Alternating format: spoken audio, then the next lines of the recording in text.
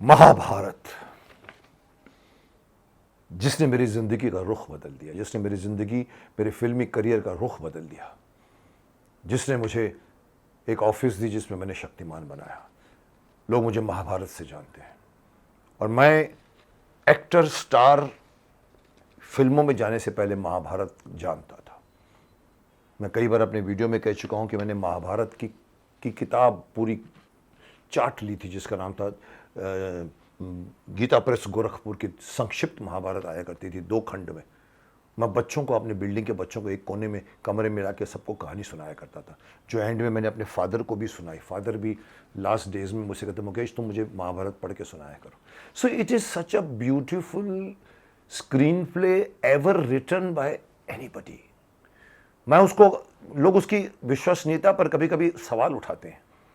हम कहते हैं भी हमारा इतिहास है, लोग कहते हैं नहीं सर माइथोलॉजी है। नहीं साहब, इतिहास है, 5000 साल पुराना होगा, जो होगा, युग बदलते हैं। उस कंट्रोवर्सी में मैं नहीं जाता, लेकिन अगर मैं ये कहूं कि कहानी के हिसाब से महाभारत क्या थी, तो मैं बताऊं इससे बढ़िया स्क्रीन प्ले वर्ल्ड में कभी नहीं लिखा गया। आप जानते हैं एक जमाना था जब हमारे इंडस्ट्री के मशहूर स्क्रिप्ट राइटर, जिसको हम कहते हैं सलीम जावेद, ये मुझे उस जमाने में सुनने को मिलता था कि ये लोग जाके लंदन या कहीं भी जाके बैठ जाया करते थे और वहाँ बैठकर टेप रिकॉर्डर होता था। उस ज़माने में तो ये सब था नहीं। टेप रिकॉर्डर में लेके पूरी की पूरी जो डीवीडी होती थी या जो सीडी मिलती थी वो देखते थे, फिल्में, इंग्लिश फिल्में देखते थे, आइडियाज़ लेकर आते थे और यहाँ पर स्क्रिप्ट लिखते थे। मैंने उस वक्त भी कहा था, आज भी कह रहा हूँ, अरे साहब आपको बाहर जाने की क्या ज़रूरत है। आपकी महाभारत में हज़ारों कहानियाँ लिखी पड़ी हुई हैं, एक एक पन्ना कहानी है, एक एक कैरेक्टर कहानी का पात्र है, एक एक कैरेक्टर के ऊपर पूरी फिल्म बन सकती है। तो वो महाभारत जिसके अंदर कहानियां भरी पड़ी हैं, मेरी मनपसंद थी। मैंने बचपन में महाभारत बहुत पढ़ी है, एक चंद्रकांता भी पढ़ी थी मैंने, क्योंकि इंटरेस्टिंग थी। और गीता प्रेस गोरखपुर में हर पेज के ऊपर एक एक फोटो रहती थी। वो घटोत्कच ऐसे चिल्ला रहा है, उसके हजारों लोग उसके पैरों पर पड़े हुए हैं, दुशासन का लहू पी रहा है, भीष्म प्रतिज्ञा ले रहा है, ऐसा करके एक एक फोटोग्राफ, जैसे चंदा मामा में आप देखते थे। मैं क्यों, आप सोच रहे हैं कि अचानक मैं कहाँ से इस बात को लेकर आया, तो मैंने डिसाइड किया है कि एक ऐसी कहानी जो वर्ल्ड में सबसे ऊपर मानता हूँ मैं उसका पात्र भी बना हूँ। तो मैं भी आपको उस ज़माने में बच्चों को पढ़ के सुनाया करता था।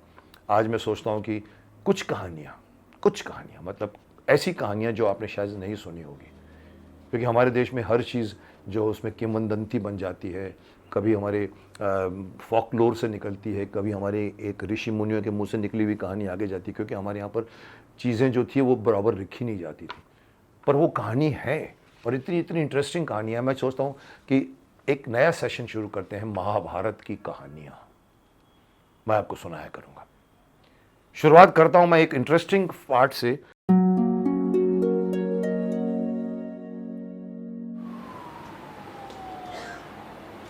महाभारत युद्ध समाप्त हो चुका था।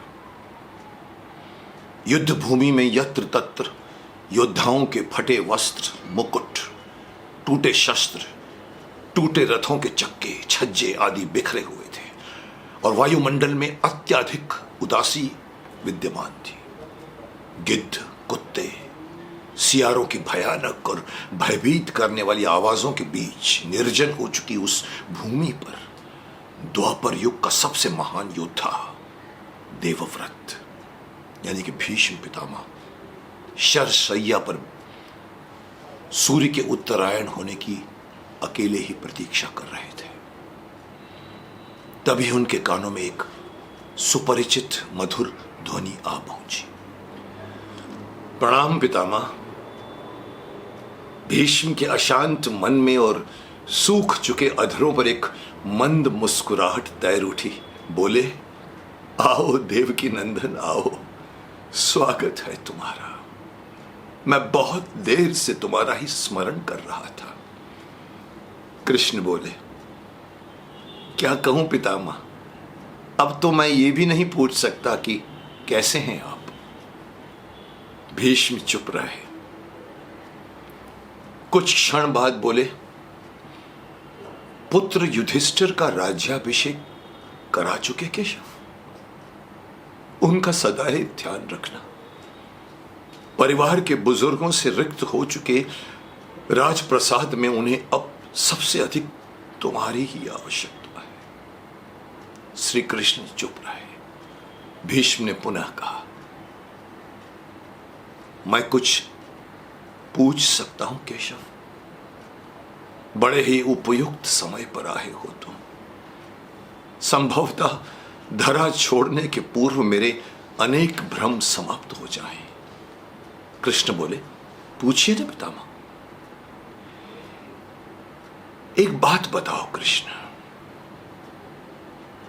तुम तो ईश्वर हो ना? कृष्ण ने बीच में ही टोका, नहीं पितामह, मैं ईश्वर नहीं, मैं तो आपका पौत्र हूं पितामह, ईश्वर नहीं। भीष्म जी उस घोर पीड़ा में भी ठहाका लगाकर हंस पड़े। बोले, मैं अपने जीवन का स्वयं कभी आकलन नहीं कर पाया कृष्ण, इसलिए नहीं जानता कि यह जीवन अच्छा रहा या बुरा। पर अब तो इस धरा से जा रहा हूं कन्हैया, अब तो भ्रमित करना छोड़ दो, भ्रमित करना छोड़ दो।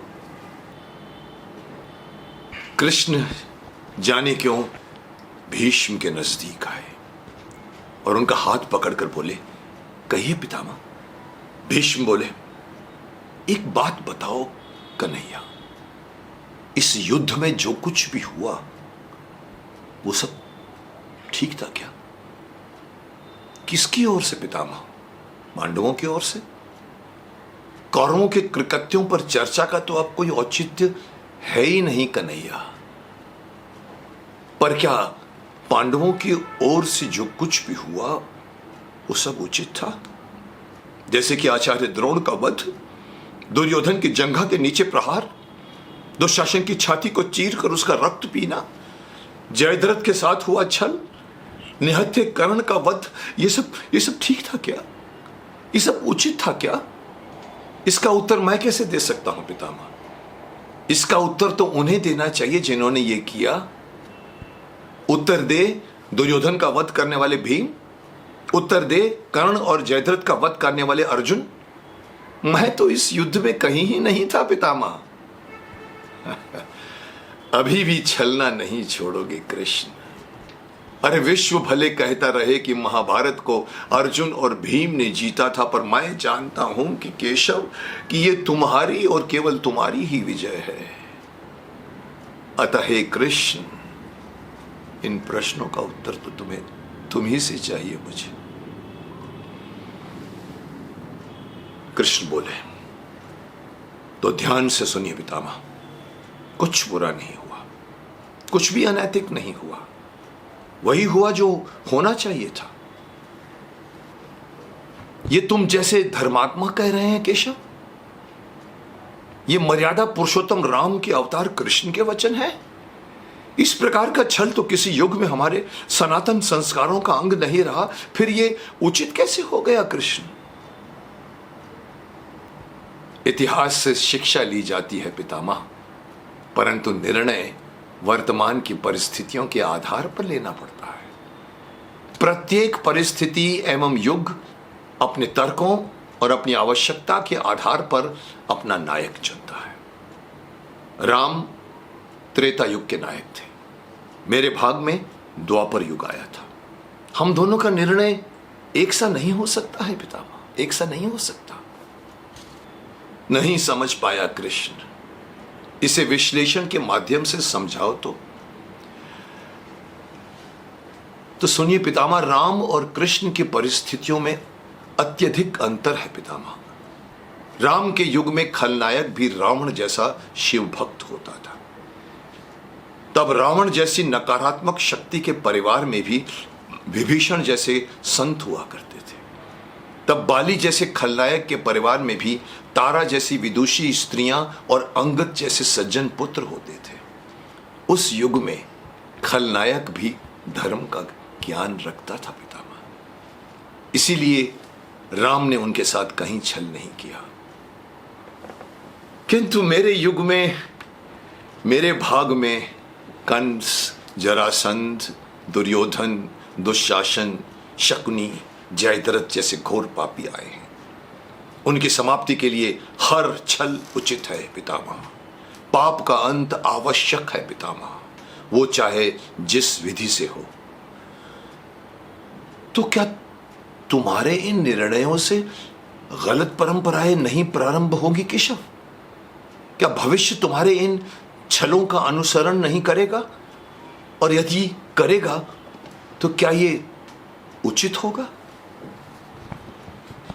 भविष्य तो इससे भी अधिक नकारात्मक आ रहा है पितामह। कलयुग में तो इतने से भी काम नहीं चलेगा। यहां मनुष्य को कृष्ण से भी अधिक कठोर होना होगा, नहीं तो धर्म समाप्त हो जाएगा। जब क्रूर और अनैतिक शक्तियां सत्य एवं धर्म का समूल नाश करने के लिए आक्रमण कर रही हों तो नैतिकता अर्थहीन हो जाती है पितामह। तब महत्वपूर्ण होती है विजय, केवल विजय। भविष्य को यह सीखना ही होगा पितामह। क्या धर्म का भी नाश हो सकता है केशव? और यदि धर्म का नाश होगा या होना ही है तो क्या मनुष्य इसे रोक सकता है? सब कुछ ईश्वर के भरोसे छोड़कर बैठना मूर्खता होती है पितामह। ईश्वर स्वयं कुछ नहीं करता, केवल मार्गदर्शन करता है। सब मनुष्य को स्वयं ही करना पड़ता है। आप मुझे भी ईश्वर कहते हैं ना? तो बताइए पितामह, मैंने स्वयं इस युद्ध में कुछ किया क्या? सब पांडवों को ही करना पड़ा ना? यही प्रकृति का संविधान है। युद्ध के प्रथम दिन यही तो कहा था मैंने अर्जुन से, यही प्रथम सत्य है। भीष्म अब संतुष्ट लग रहे थे। उनकी आंखें धीरे धीरे बंद होने लगी थी।